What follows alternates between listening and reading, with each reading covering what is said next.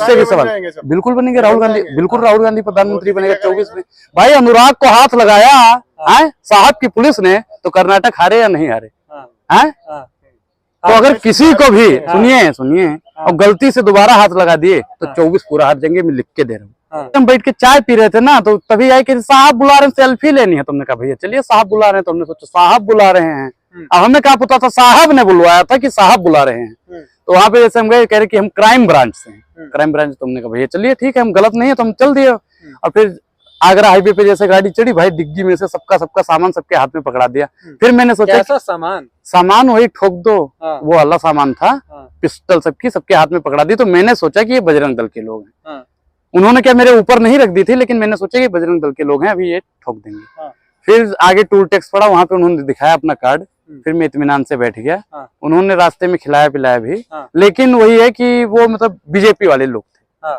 मतलब बीजेपी की पुलिस आई थी अनुराग? हाँ बिल्कुल बीजेपी की पुलिस थी वो, बिल्कुल बीजेपी की पुलिस थी। पुलिस वाले जब ये कहते हैं कि आप बीजेपी का विरोध नहीं करोगे, सरकार से सवाल नहीं पूछोगे, तो आप पुलिस थोड़ी हो, बीजेपी के हो। अरे तो अनुराग ओझा में ऐसा क्या देख लिया प्रधानमंत्री ने, योगी जी ने, कि उठवा लिया, उधर लेकर चले गए, डर गए? सलाम कर देंगे, मेरा सब दुश्मन अर्पित ना होगा दिल्ली के दरबारों में, मेरी जीवा चाहे कट जाए, मैं खड़े खड़े बाजारों में। भैया प्रधानमंत्री जी के सवालों से उनसे डरने वाला नहीं है क्या? अरे प्रधानमंत्री जी डरते नहीं है का? अनुराग का नाम सुन के प्रधानमंत्री जी का सीना धुक धुक धुक धुक धुक धुक होने लगता है। राहुल गांधी का नाम सुन के धुक धुकाने लगता था, किसानों का नाम सुन के, पहलवानों का नाम। तो अनुराग ओझा से भी सरकार डर रही है। अगर उनमें हिम्मत है तो एक बार मुझे आजाद करके छोड़ देना, कि जाओ सरकार से सवाल पूछो।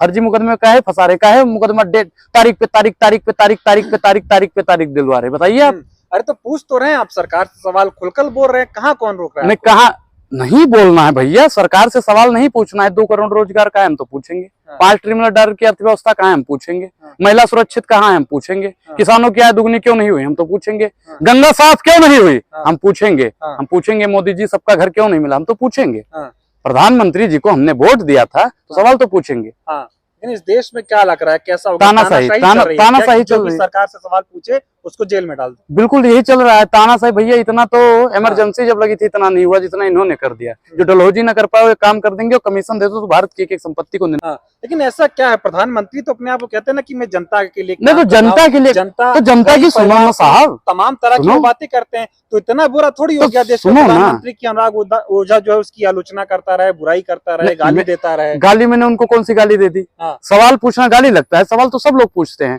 और प्रधानमंत्री जी ने 2014 से पहले ही बोला था कि लोकतंत्र को बचाना है, भाइयों बहनों मित्रों तो सरकार से सवाल पूछो। पूर्ववर्ती पहले प्रधानमंत्री जी क्या कहते थे कि वर्तमान सरकार महंगाई की मां नहीं ले रही। तो हम तो वही तो पूछ रहे मोदी जी, आप महंगाई की मां क्यों नहीं लेते हो, बेरोजगारी का भाग क्यों नहीं लेते हो, महिला सशक्तिकरण का क्यों नहीं लेते हो? बोलिए आप।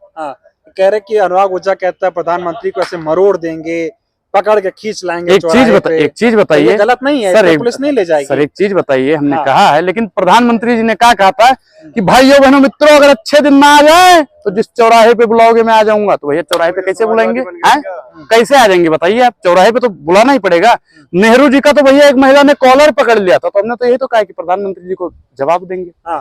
लोग ये भी कह रहे कुछ लोगों के शहर में आके अनुराग ओझा इस तरह की हरकत कर रहे हैं, बहुत लोग हैं पीछे आपके। कौन लोग हैं भैया?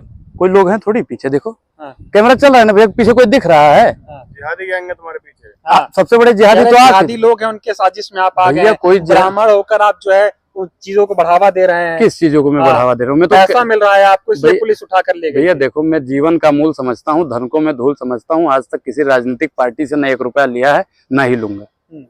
एजेंट है बताया जा रहा है, पाकिस्तान के एजेंट हैं। तमाम तरह के आरोप लग रहे हैं आपसे। तो आप लोग तो ये भी बता रहे थे कि पुलिस वालों ने आपसे पूछा कि आप असली ब्राह्मण है कि नहीं। अरे हाँ, 18 बार नाम पूछे, हर 1 किलोमीटर बाद नाम क्या है, अनुराग ओझा है। हर 1 किलोमीटर बाद अनुराग ओझा है। जब मैंने रामचरितमानस की 2-4 चौपाई सुना दी ना, तो उनको लग गया कि हाँ ये वाकई में अनुराग ओझा। तो अभी भी हरकत से बाज नहीं आ रहे, लगातार सरकार से सवाल। तो सवाल तो पूछेंगे। एक चीज बताइए सर, कि घोड़े का काम होता है चना खाना, अगर वो चना छोड़ देगा तो घोड़े का मतलब ही क्या है?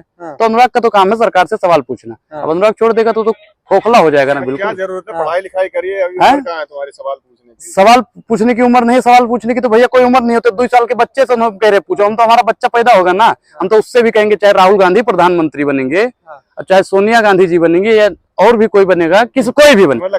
अभी डर नहीं लगता है? डर का है बात, फिर और कोई नहीं कार्रवाई नहीं, हो जब जाएगी? तक जेल में चला रहेगा आना जाना लोग आए बंद थे भी गोली वोली मार देते ना सब? थके हैं पाँव कभी, ना ही हिम्मत हारी है, जज्बा है परिवर्तन का, इसलिए आज भी सफर जारी है। बागेश्वर वाले बाबा की तरह बात कर रहे हैं आप भी, वो कह रहे हैं कि हमें पता था ट्रेन हादसे का। अच्छा बाबा का ऐसे ही तो आप बाबा बता तो दो, भैया आप बाबा बता दो। झूठा बाबा है, वो झूठा है। हाँ। ऐसे बाबाओं पे विश्वास में हाँ। पप्पू यादव ने तो कहा उसको कुआं में ढकेल देना चाहिए। मतलब अनुराग ओझा के ऊपर कितना भी FIR हो जाए भाई मैं तो पुलिस डरेगा नहीं। अगर मैं जिंदा रहा, अगर मैं बच गया हाँ। तो सरकार से सवाल पूछता रहूंगा, उन्हें सुख चैन से बैठने नहीं फिर दूंगा। कह रहे सरकार नहीं बचेगी, सरकार को मार देंगे। नहीं, मैं उनसे सवाल पूछ के अपने बातों से, देखो एक शब्द बाण होता है कि शब्दों से ही सरकार की निंदा करना। मारपीट वाले हम वो दंगाई लोग थोड़ी हैं कि भाजपा के लोग हैं कि मारपीट कर लेंगे।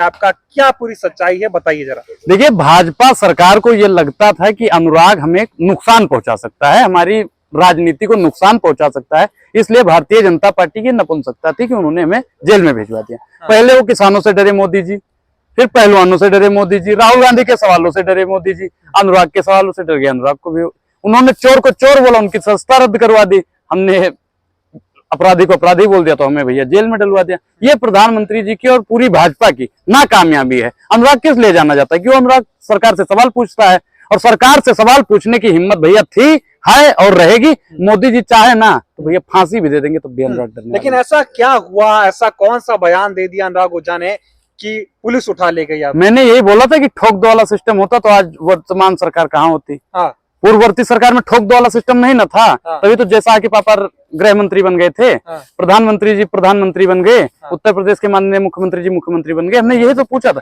अब इसी पे उठा लेके चले गए। रोजगार पे सवाल मत पूछो, शिक्षा पे सवाल मत पूछो, विज्ञान पे सवाल मत पूछो, संविधान पे सवाल मत पूछो, कुछ उनसे पूछो ही ना तो क्या पूछे कि मोदी जी आप खाना कैसे खाते हो, आम काट के खाते हो कि चूस के खाते हो, टॉनिक कौन सी पीते हो, ये पूछे। शर्ट में बटन किस कंपनी के लगे, खादी का कपड़ा पहनते हो कि नीलान का पहनते हो, क्या पूछे बताइए। लेकिन बताइए ना क्या हुआ था। ये भी हो सकता है कि मशहूर होने के लिए आप झूठी कहानी रच रहे हो, विस्तार से बताइए क्या हुआ था। अच्छा झूठी कहानी है, झूठी कहानी लग रही है। आप जाके फैजाबाद कोर्ट में देखिए कि 3-3 मुकदमा चल रहा है, फर्जी मुकदमा है, नहीं चल रहा है। प्रधानमंत्री जी ने फर्जी मुकदमा लगवा दिया, अभी फर्जी है 505 ब्रैकेट 2, 504, 506, पता नहीं कौन कौन सा मुकदमा लगवा देंगे। तो कह रहे कि भाजपा के खिलाफ मत बोलिए। अरे एक चीज बताइए सर, आप पत्रकार हो तो आप ये तो नहीं तय करोगे कि मैं बीजेपी के खिलाफ बोलूंगा या आम आदमी के खिलाफ, किसी के खिलाफ बोलूंगा। मेरी अभिव्यक्ति की आजादी है ना, आप मुझे रोकने वाले कोई नहीं होता। अब जो ले जा रहे थे वो कह रहे कि मोदी के खिलाफ मत बोलिए, भाजपा की नीतियों का विरोध मत कीजिए, ब्राह्मण जितने हैं भाजपा के साथ में, हिंदू जितने हैं भाजपा के साथ में। अब क्या हिंदू जो है भाजपा के साथ नहीं रहेगा तो हिंदू नहीं रहेगा क्या?